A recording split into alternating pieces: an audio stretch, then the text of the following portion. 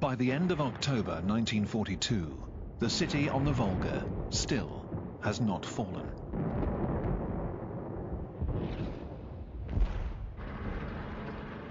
The Führer announces to the German people, "We have taken Stalingrad. A few pockets of resistance remain. We will take them one by one. It is just a question of time." For Hitler, Stalingrad has come to represent his victory over Russia.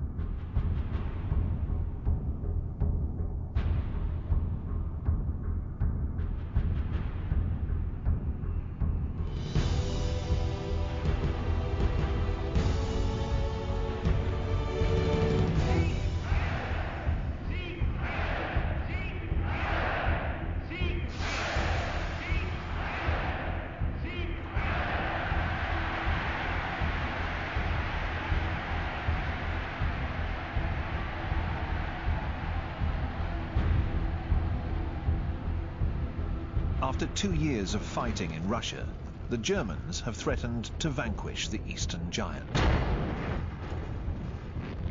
In the north, Leningrad is surrounded by the Germans. It has been a year since the Germans entered this northern city. In the center, Moscow, the target city, remains just within reach for the Germans.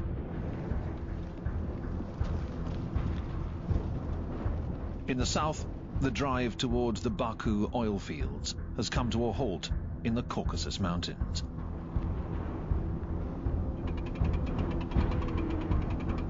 In Stalingrad, the Soviets are holding their ground. Contrary to Hitler's declarations, Soviet boats continue to cross the Volga, bringing over reinforcements. Every day, thousands of young Russian men, sometimes without any weapons or military training, are disembarked on the riverbanks. Those who back away from the German shells are ruthlessly executed by the political commissars.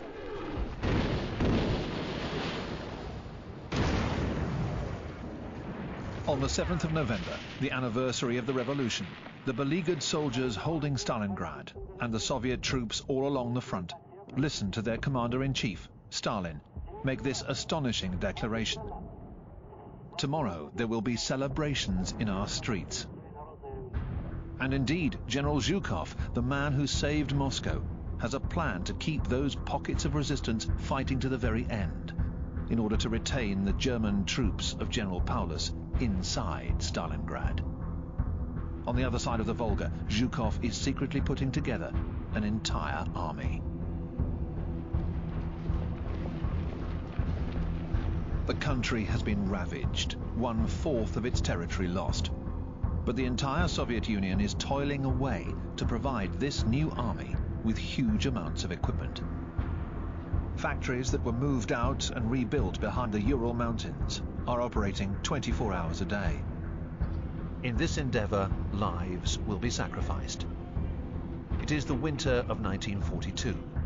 The women working in these unheated, sometimes roofless workshops are cold and hungry. Many will die of exhaustion. But the country's industrial production will increase tenfold. The United States is now providing massive amounts of aid to the Soviet Union. The Allies are able to reduce the threat posed by German submarines in the North Atlantic by forming protected convoys to Soviet ports, such as Murmansk. Anti-communism is put on hold. For the Americans, Joseph Stalin is now Uncle Joe, and for the British, good old Joe. The Russians receive huge shipments of jeeps, tanks, planes and trucks, and cans of corned beef. When they open the tins of meat, the Russian soldiers joke, "We're opening the second front." Along with Stalin, everyone expects the Allies to do more to alleviate their plight.